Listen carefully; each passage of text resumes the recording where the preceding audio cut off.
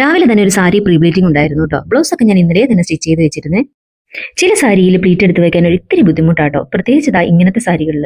പക്ഷെ സാരിയും ബ്ലൗസും കളർ കോമ്പിനേഷൻ സൂപ്പർ ആയിരുന്നു കേട്ടോ, എനിക്കിഷ്ടമായേ. വീഡിയോയിൽ കാണുമ്പോൾ ഒരു മെറൂൺ കളറായിട്ട് തോന്നുമെങ്കിലും എക്സാക്ട് ഒരു മെറൂൺ ഷെയ്ഡ് അല്ലാട്ടോ ഇത് വരുന്നത്. അങ്ങനെ പ്ലീറ്റിംഗ് ഒക്കെ കഴിഞ്ഞു. ഇനി ഇതിന്റെ ബ്ലൗസ് കൂടെ ഒന്ന് അയൺ ചെയ്യാനുണ്ടേ. ഇതാണ് ഇതിന്റെ ബ്ലൗസ്. ബാക്കിൽ പൈപ്പിംഗ് കൊടുത്തിട്ട് നെക്കിൽ താഴോട്ട് ബീഡ്സ് കൊടുത്ത് പാറ്റേൺ ചെയ്തതാണ്. ഫ്രണ്ട് സാധാ ബ്ലൗസ് കട്ടിംഗ് ആണ് കേട്ടോ ചെയ്തിരിക്കുന്നത്. സ്ലീവിൽ നല്ലൊരു ബോർഡർ വരുന്നത് കൊണ്ട് തന്നെ സ്ലീവിൽ പ്രത്യേകിച്ച് വർക്കൊന്നും ചെയ്തിട്ടില്ല. പിന്നെ ഇന്നൊരു സ്പെഷ്യൽ ഉണ്ടാക്കാന്ന് ഓർത്ത് സ്റ്റിച്ചിങ് ഒക്കെ തൽക്കാലം നിർത്തി ഞാനൊന്ന് കിച്ചണിലോട്ട് കയറി. ഇന്നെന്റെ പ്രിപ്പറേഷൻ ഒരു ചക്ക ഏഷ്യടാട്ടോ. ചക്ക അരിഞ്ഞ് റെഡിയാക്കി വെച്ചപ്പോൾ തൊട്ട് അപ്പം അവിടെ നിന്ന് മാറിയിട്ടേ ഇല്ല. അപ്പം മുതൽ കഴിക്കുന്നതാണ് അവൻ.